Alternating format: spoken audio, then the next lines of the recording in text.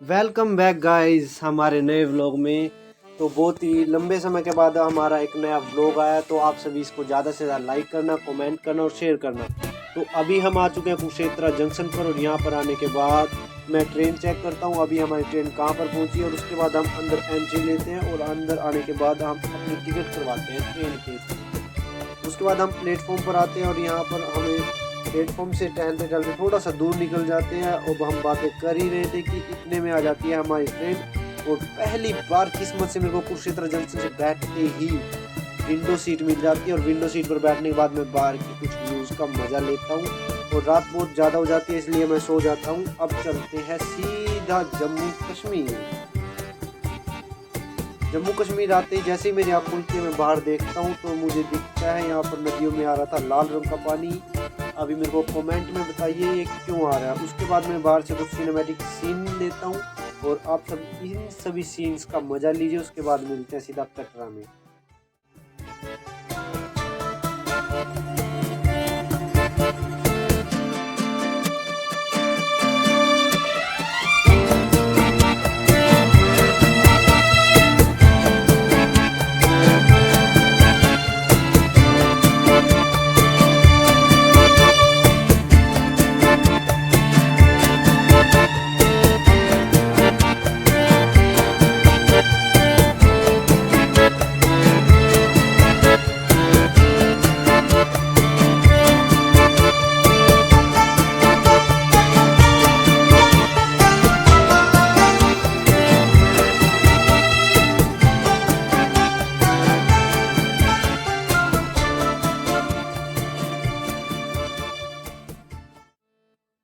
अब हम आ चुके हैं श्री माता वैष्णो देवी कटरा स्टेशन पर। यहाँ पर उतरने के बाद हम स्टेशन से बाहर निकलते हैं और मैं एक दोबारा से क्लिप रिकॉर्ड करता हूँ और आपको दिखाता हूँ यहाँ पर कितनी ज़्यादा जनसंख्या में भक्त माता के दर्शन के लिए आए हुए हैं। उसके बाद हम स्टेशन से बाहर निकलते हैं सुबह का नाश्ता करने के लिए, और यहाँ पर हम आ जाते हैं शर्मा वैष्णो देवी ढाबा पर। तो यहाँ पर आने के बाद हम थोड़ा सा सुबह का नाश्ता करते हैं।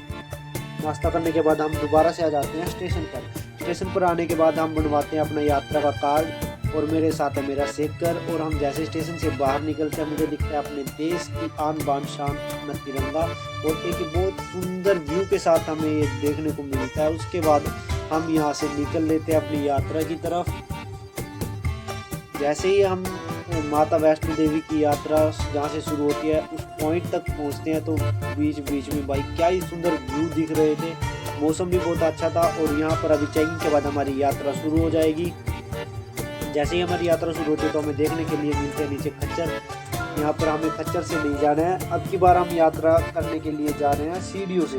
तो हम सीढ़ियों से चढ़ना शुरू करते हैं और लगभग आधा घंटा हो जाता है। वही आधा घंटे में ही हमारी जो है तबीयत ढीली हो जाती है, बिल्कुल थकावट हो जाती है। आप देख सकते हो भाई आधे घंटे चलने पर ही मेरे को कितना ज़्यादा पसीना आ जाता है। लेकिन मेरे साथ मेरा सेकर है और उसके अंदर है पानी, तो मैं पूरी यात्रा में लगभग 6 लीटर पानी पी जाता हूँ और मेरे को पता भी नहीं चलता। अब हम पहाड़ पर थोड़ी सी ऊंचाई पर आ जाते हैं और अर्धकुंवारी पर पहुँच जाते हैं।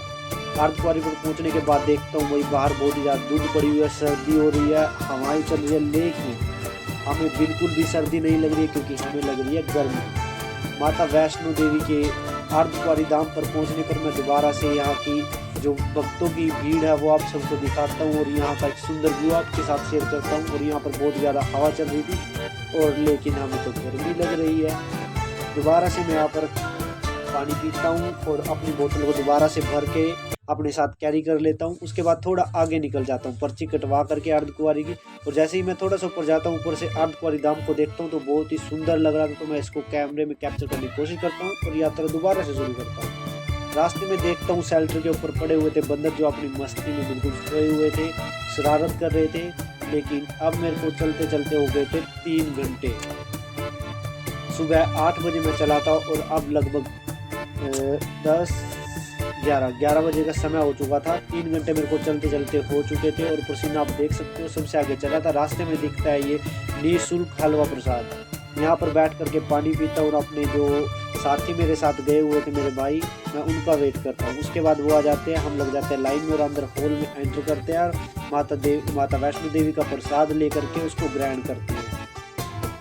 थोड़ा सा आगे हम बढ़ते ही हैं कि देखते हैं कि यहाँ पर बारिश शुरू हो जाती है और ठंड का जो लेवल है वो बहुत ही ज़्यादा बढ़ने लगता है। लेकिन हमारे पास तो अभी भी एक और चीज़ है, ये है कॉफ़ी।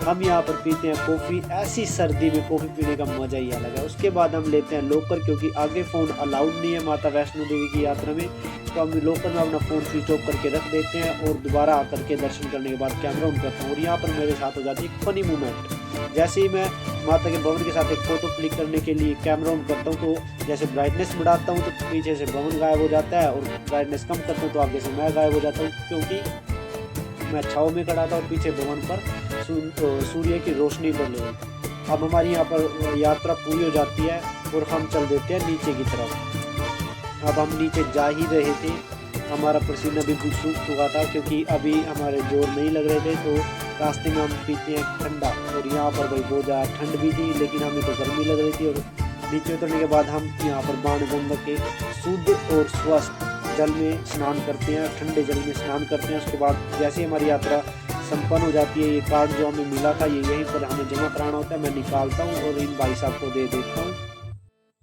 और उसके बाद हम निकल लेते हैं बाहर की तरफ। जैसे ही यहाँ से बाहर निकलता हूँ, देखता हूँ भाई शाम हो चुकी है और एक सुंदर व्यू हमारे सामने क्रिएट हो रहा है, तो मैं इसको कैप्चर करने की कोशिश करता हूँ। और उसके बाद हम जाते समय प्रसाद ले लेते हैं 3 पैकेट। और भाई हम पैसे निकलवाने के लिए HDFC बैंक में आते हैं, लेकिन इसमें पैसे नहीं थे, तो हम मार्केट में थोड़ा सा आगे बढ़ते हैं, तो हमें 2 ATM दिखाई देते हैं, SBI और HDFC। SBI में भीड़ लगी थी, हमें जल्दी तो HDFC से निकलवाने के लिए उसमें चले जाते हैं, लेकिन यहाँ पर भी हमारे साथ प्रैंक हो जाता है।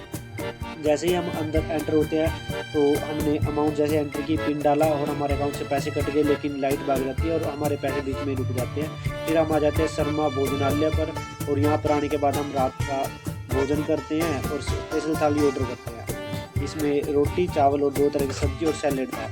इसको खाने के बाद हम स्टेशन पर आ जाते हैं। स्टेशन पर आने के बाद हम अपनी टिकट करवा लेते हैं जाने के लिए, और उसके बाद हम टिकट करवाने के बाद अपने प्लेटफॉर्म की तरफ चल देते हैं। प्लेटफॉर्म पर आने के बाद मैं ट्रेन में ऊपर वाली सीट पर बैठ जाता हूँ। और अब की बार भाई यहाँ से मेरे को बाहर का व्यू तो नहीं दिखेगा, लेकिन यहाँ पर भाई बहुत ज़्यादा मज़ा आया। 3-4 बार हमारी ट्रेन में लड़ाई हुई। उसके बाद लड़ाइयों का मज़ा लेते लेते हम पहुँच जाते हैं अम्बाड़ा। जैसे ही हम अम्बाड़ा उतरते हैं तो यहाँ से पैसेंजर ट्रेन लेते हैं कुरुक्षेत्र के लिए। जैसे ही हम ट्रेन में बैठते हैं मैं कैमरा ऑन करता हूँ और अपने बाल सेट कर रहा हूँ, तो पीछे वो भाई मेरे कैमरे में देख के अपने बाल सेट करता है। और कुरुक्षेत्र हम जैसे ही पहुँचते हैं तो हमारा स्वागत होता है बारिश के साथ। इंद्रदेव हमारा स्वागत बारिश के साथ कुरुक्षेत्र में करते हैं, और यहाँ पर आने के बाद स्टेशन पर हम अंदर बैठ जाते हैं, और यहीं पर इसी के साथ हम लोग को ख़त्म करते हैं। जय श्री राम।